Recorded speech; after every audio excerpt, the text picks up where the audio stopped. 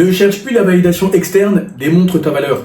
Et si je te disais que tes blocages mentaux, que les pensées limitantes qui t'emprisonnent et qui t'empoisonnent sont liées au fait que tu cherches constamment la validation externe, à tort des autres. Ces autres qui n'en ont rien à foutre de ta gueule, qui veulent juste te voir stagner, voire couler. Typiquement, si tu es salarié et que tu veux intervenir dans une réunion, tu te convaincs à tort que ce que tu es sur le point de dire est complètement con et tout sauf pertinent, bref, que tu ferais mieux de la fermer, ou encore que les gens vont se foutre de ta gueule, bref, tu te tires constamment des balles dans le pied. À partir de maintenant, il faut impérativement que ces pensées limitantes s'arrêtent, que tu deviennes un élitiste, un leader, car c'est le sens de mon contenu et c'est le sens de ta démarche, de tes aspirations, si tu me suis constamment. Et là, je te vois venir. Olivier, à quoi ça va me servir d'arrêter de chercher la validation externe afin de démontrer ma valeur férocement? C'est très simple. Avec moi, tu travailles les piliers suivants. Premier pilier, on travaille ton mindset, à savoir l'image que tu as de toi-même, les pensées que tu entretiens à propos de ta personne, les paroles que tu entretiens à propos de ta personne, sans compter que je rattache cela à la spiritualité et à ta vision du monde, afin que tu sois fermement aligné avec tes aspirations les plus profondes, voire les plus folles pour certains d'entre vous. Ensuite, on travaille ton corps de Dieu grec. Tout homme qui dit s'aimer, tout homme qui dit se respecter, doit impérativement bâtir un corps de Dieu grec. Peu importe ta vision de ce corps de Dieu grec, lorsque tu le bâtiras ou lorsque tu seras en chemin pour le bâtir, eh bien, tu mobiliseras la même discipline à tous les niveaux. Seule ton imagination sera la limite.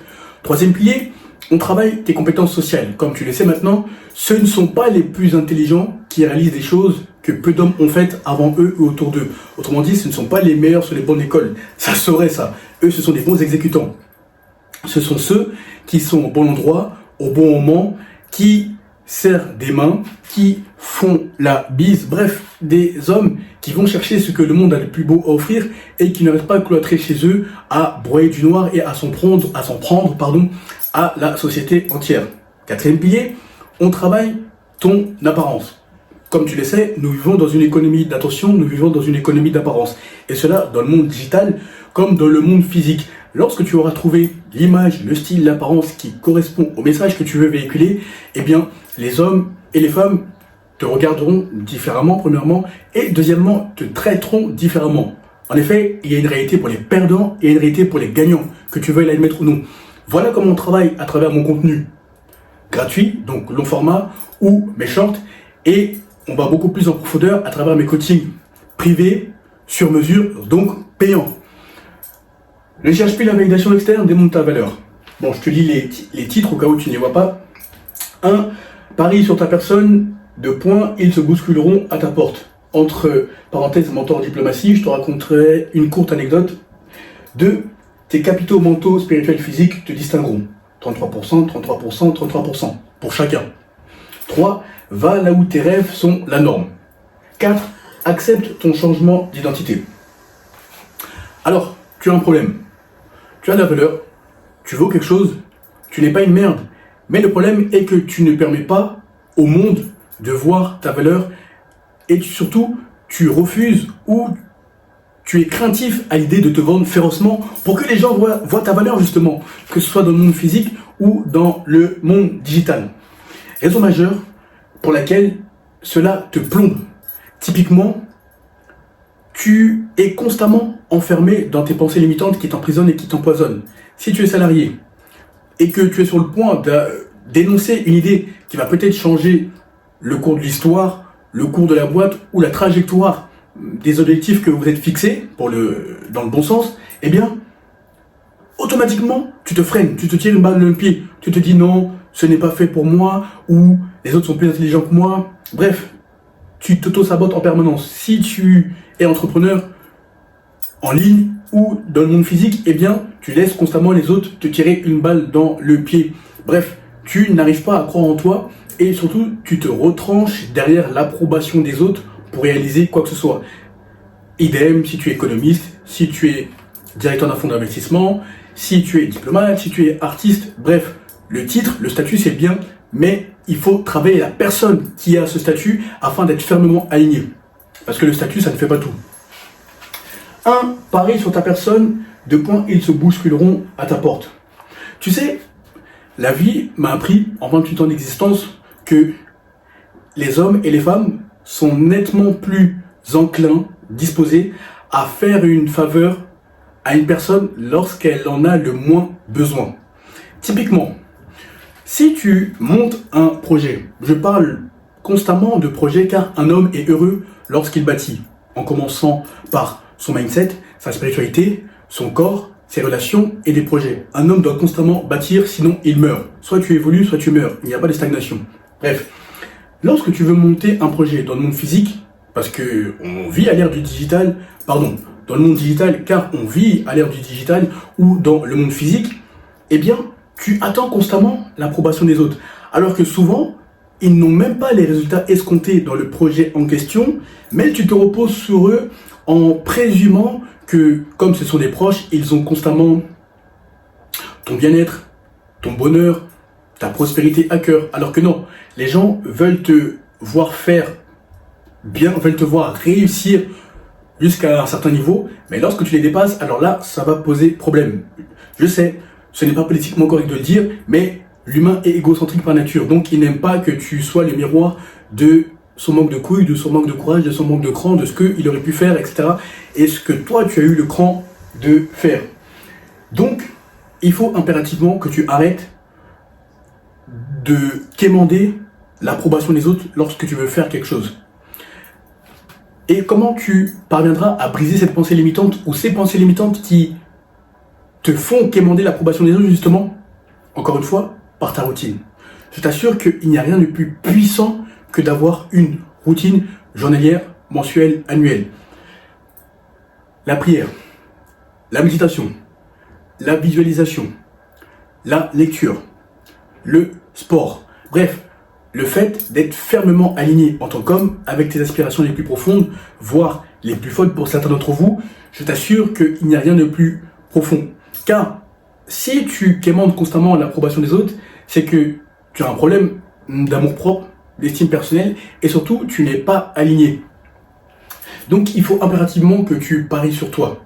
Et surtout, paradoxalement, ce qui t'aidera à parier sur toi est le combat spirituel. Lorsque tu as été combattu spirituellement et que tu es sorti vainqueur de ce combat ou de ces combats, eh bien, ça te laissera des séquelles, mais pour le coup, positives. Tu te diras, ok, je suis passé par là, ils ont essayé de me combattre, parce que dans les visions, dans les rêves, tu verras tes ennemis littéralement, membres de ta famille, ou pas, amis, ou pas, bref, des personnes qui t'attaqueront. Parfois, ça peut être même des inconnus, parce qu'il y en a qui ne dorment pas bien tant qu'ils n'ont pas rempli leur quota d'actes maléfiques dans la journée. Je t'assure, il y en a qui doivent faire le mal pour bien dormir. C'est-à-dire qu'il faut tout pour faire un monde.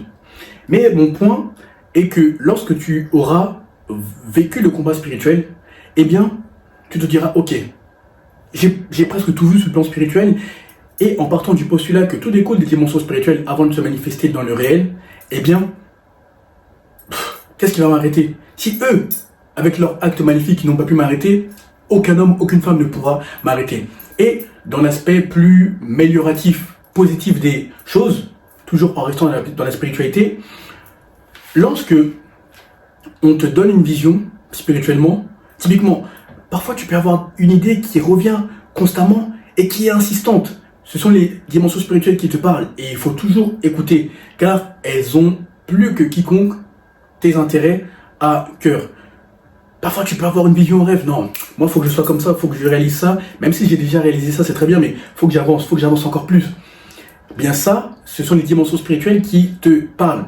Et lorsqu'on donne une vision à un homme ou une femme, eh bien, ce n'est pas tout le monde, voire personne ne verra cette vision, sauf la personne concernée, toi en l'occurrence. Donc, il faut que tu te reposes sur les spirituels, il faut que tu sois fermement aligné via tes émotions, tes pensées, tes actions, pour que tu puisses enfin parier sur toi et arrêter de quémander, de te reposer sur l'approbation des autres. Là, j'ai mis entre parenthèses mentor, diplomatie. Comme tu le sais, moi j'ai 28 ans. Mon point est que en 28 ans d'existence, de mes 15 ans, donc de mon adolescence globalement, à mes 26 ans, je n'avais pas les réseaux sociaux. Même quand mes premières copines, elles à 15-16 ans, les avaient, même mais quand mes amis de l'époque les avaient, Bref, quand toute la société les avait, moi j'estimais que c'était une perte de temps, car je préférais rester dans mes bouquins, ou quand je n'étais pas dans mes bouquins, j'étais dans le monde physique, en faisant ce que je suis en train de faire là avec toi. Je me développais tout doucement, mais sûrement en tant que adolescent, enfin gamin, adolescent et homme tout simplement. Et je te laisse imaginer le changement mental, le changement de paradigme que j'ai dû opérer pour passer d'une extrémité à l'autre, à savoir ne pas produire, non, tout simplement, ne pas avoir de réseau social à produire massivement sur les réseaux sociaux. Tu vois, le fossé qu'il faut franchir, eh bien, moi j'y suis parvenu. Pourquoi je te dis ça? Parce qu'une fois que j'y suis parvenu, mon mentor en diplomatie, je t'avais déjà raconté cette anecdote, mais pour moi ça m'a toujours marqué et je pense que j'oublierai jamais. L'algorithme lui avait suggéré les vidéos, parce qu'au début je commençais par les shorts et plus récemment le long format. Et il a enchaîné, il a enchaîné, il a enchaîné, il a enchaîné, il a enchaîné. Il m'appelle un jour, j'oublierai jamais ce jour-là, j'étais aux toilettes d'ailleurs. Il me dit, Olivier, frérot, j'ai vu tes vidéos, ce que tu fais franchement c'est bien, c'est Dieu qui t'a donné ce don, ne lâche pas. Et sache que je dors tous les soirs avec tes vidéos. Littéralement, ça me permet de m'endormir. Dès qu'il m'a dit ça, alors là, il n'en fallait pas plus pour que je croie davantage en moi. Bon, détrompe-toi, j'ai toujours une ferme assurance, une assertivité dans tout ce que je fais. Mais lorsque des hommes d'un certain niveau qui ont vu et qui ont tout ce que le monde a de plus beau à offrir te disent que ça, c'est ton don, entre autres, je te connaissais sous d'autres aspects, mais pas sur cet aspect-là. Continue, parce que c'est littéralement, t'es dans ta zone de génie, quoi. Quand des hommes d'un certain niveau, d'un certain statut, avec lesquels tu as des dossiers en commun, te disent ça, crois-moi que ça te booste, ça te donne un gain d'énergie, etc. Mais pourquoi je te parle de ça? Car pour que lui, il voit mon potentiel sous le prisme des réseaux sociaux, même s'il le voyait déjà dans le monde physique, il a fallu que je parie sur moi en postant du contenu. Ça peut sembler bête, ridicule, insignifiant, mais la majorité des hommes en 2025, 2026, 2027 sont effrayés à l'idée de poster des vidéos sur les réseaux sociaux. Ça dépend de ce que tu y fais. Garde à l'esprit qu'il y a les consommateurs et les producteurs. Moi, dans le monde physique comme dans le monde digital, je me suis fixé comme règle d'être un producteur. Donc toi, il faut impérativement que tu arrêtes d'être un consommateur et que tu commences à produire. Et c'est en ce sens que tu paries sur toi pour que les gens voient ta valeur et pour qu'ils se bousculent à ta porte. Initialement, mon mentor, il me connaissait en tant que juriste, mais il ne me connaissait pas en tant que créateur de contenu, coach, etc. Et à partir de là, bon, il me respectait déjà, on s'appréciait mutuellement. Mais dès qu'il a vu tout ce que je produisais, et il voit encore tout ce que je produis, l'estime qu'il avait pour moi a décuplé, littéralement. Parce qu'on te voit sous une autre facette, on voit la valeur que tu peux apporter, etc. Et ça m'a amené des opportunités en or, dans le cadre diplomatique, dans le cadre financier, etc. Mais tout commence par l'homme que tu vois dans le miroir. C'est ça que j'essaie de te faire comprendre. Deux, tes capitaux mentaux, spirituels, physiques te distingueront. 33% chacun. 33% mental, 33% spirituel, 33% physique. Ton problème, comme 99% de la masse, est que tu te fies uniquement au physique. Là, je ne fais pas référence au corps, mais je fais référence à la réalité physique, la réalité charnelle. Or, toi, tu as un capital inestimable. Déjà, ta personne. Tu dois toujours investir sur toi, tu dois toujours croire en toi, car personne ne le fera à ta place. Et il faut impérativement que tu arrêtes d'analyser les situations sous l'unique prisme du physique, de la réalité physique. Donc les seuls 33% sur les 2-33% restants. Car ça te fera rater beaucoup de choses dans ton analyse. Tu n'auras pas les tenants, tu n'auras pas les tenants et aboutissants, mais je veux dire, tu n'auras pas une analyse complète. Typiquement, quand je discute avec beaucoup d'hommes, que ce soit en DM ou que ce soit lors des séances de coaching, eh bien, beaucoup d'entre vous êtes des cadres. C'est très bien. Mais vous avez le statut, on peut dire, mais vous n'avez pas le savoir-être. Vous avez le savoir-faire. Or, le savoir-être surpassera toujours le savoir-faire. Pourquoi je dis ça? Typiquement, beaucoup d'entre vous, vous pouvez être en réunion. Beaucoup, vous êtes des banquiers, vous êtes dans la vente, vous êtes dans l'art, vous êtes dans le mannequinat, bref, vous avez des profils divers et variés. Certains d'entre vous êtes dans la politique, dans la diplomatie, bref. Par mon message étant intentionnel, j'attire des hommes qui ont un minimum d'ambition et qui continuent à se réaliser. Mais le problème, c'est que vous pouvez être en réunion, beaucoup d'entre vous, et lorsque il y a un sujet que vous maîtrisez, auquel vous pouvez contribuer positivement, bêtement, vous vous bloquez. Vous vous dites, non, je n'y arriverai pas, je vais passer pour un con, ils vont se foutre de ma gueule, etc. Alors que ton collègue ou ta collègue qui, elle, n'a pas ces mêmes pensées limitantes, peut-être qu'elle a des réponses qui ne sont pas aussi bonnes que les tiennes, mais elle ose, jusqu'à ce qu'elle se fasse remarquer et qu'elle passe au stade supérieur, car elle aura le veau supérieur ou qui sais-je dans la poche. La perception que les gens ont de toi t'ouvrira la porte ou te fermera la porte. Donc, dès que tu as une idée, il faut que tu adoptes ce mindset. Idée, exécution, recommence. Idée, exécution, recommence. Idée, exécution, recommence. Et je t'assure que un homme de certain statut sera beaucoup plus enclin à récompenser les initiatives plutôt qu'un homme qui reste dans son coin, qui ne fout rien, on se souvient à peine de lui, on sait à peine s'il existe. Bref, être dans ton coin et uniquement te reposer sur le physique ne t'aidera pas. Pourquoi je te parle de physique, mental, spirituel? Car il y a beaucoup d'hommes d'un certain statut, ok, qui ont monté pas mal de boîtes, pas mal de sociétés, etc. Mais ils n'ont que ça. C'est-à-dire qu'au niveau mental, au niveau spirituel, c'est vide. Et c'est là où toi, tu as ta carte à jouer. Car quand tu rencontres un homme d'un certain statut, quand beaucoup de personnes rencontrent ces types d'hommes, ce sont des lèche-culs. C'est-à-dire que, oh monsieur, en fait, il passe la pommade à ces hommes en espérant avoir une faveur en retour. Mais espèce de con, tu as de la valeur, tu vaux quelque chose, démontre-le. Ne quémande pas en montrant tes mains. Démontre ta valeur pour que ton interlocuteur soit enclin à te faire une faveur. Si tu es spirituel et si tu analyses le mental, enfin les situations sous l'aspect mental, tu constateras, tu pourras même voir les problèmes que tes supérieurs ou que les personnes que tu espères avoir dans ta poche rencontrent. Et comment tu verras ces problèmes? Car plus tu deviens spirituel et plus on te montre les choses invisibles à l'œil nu.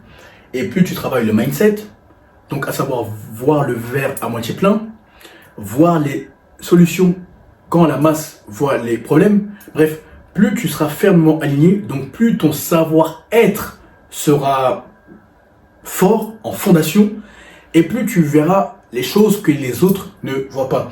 Et tu pourras soulever ces points en aparté avec ces hommes que tu aspires à avoir dans la poche. Typiquement, quand tes collègues, ou qui sais-je, vont leur parler de la dernière réunion, des dossiers, bref, de ce qui remplit son quotidien du matin au soir, toi, il faut que tu prennes le contre-pied. Tu peux parler du mental, tu peux parler du spirituel, des choses qu'il rencontre dans son quotidien, des problèmes qu'il rencontre dans son quotidien, et que personne n'a osé soulever, et que toi, tu as osé soulever, car tu as vu ce que les autres ne voient pas. C'est pour ça que je te dis que arrête de te reposer uniquement sous l'aspect physique lorsque tu analyses les situations. Il faut que tu analyses sous les trois prismes, mentaux, spirituels, physiques. Et tu verras que ça te mènera bien plus loin que tous ces bons exécutants qui savent faire, mais au niveau du savoir-être, il n'y a rien du tout. 3. Va là où tes rêves sont la norme. Je veux que tu analyses scrupuleusement ton entourage. Car tu as un problème, encore une fois. Tu attends les autres, tu attends la permission des autres pour rêver, pour te réaliser et pour réaliser. Je t'explique. Comme je te disais en début de vidéo, eux, en parlant d'eux, ton entourage, ce qui l'intéresse est que quand tu as le mauvais entourage, bien entendu, dans ce cas de figure, ton entourage, ce qui l'intéresse est que tu t'en sortes, mais pas mieux que lui. Donc les hommes et les femmes qui sont de ton entourage. Et ça, malheureusement, c'est fréquent quand tu as un entourage de basse conscience, à savoir qui agit, qui pense, qui réfléchit dans le prisme ou dans le paradigme du survivant, selon la métaphysique, à savoir la jalousie, la colère, l'envie, etc. Bref, toutes les émotions basses. quand tu as ce type d'entourage. Et je veux que tu te demandes, ok, en restant avec ces hommes ou ces femmes, est-ce que je serais meilleur de 1%, 10% chaque jour, chaque mois, chaque année? Au contraire, est-ce que je mourrais? Parce que n'oublie pas, il n'y a pas de stagnation. Soit tu évolues férocement, soit tu meurs.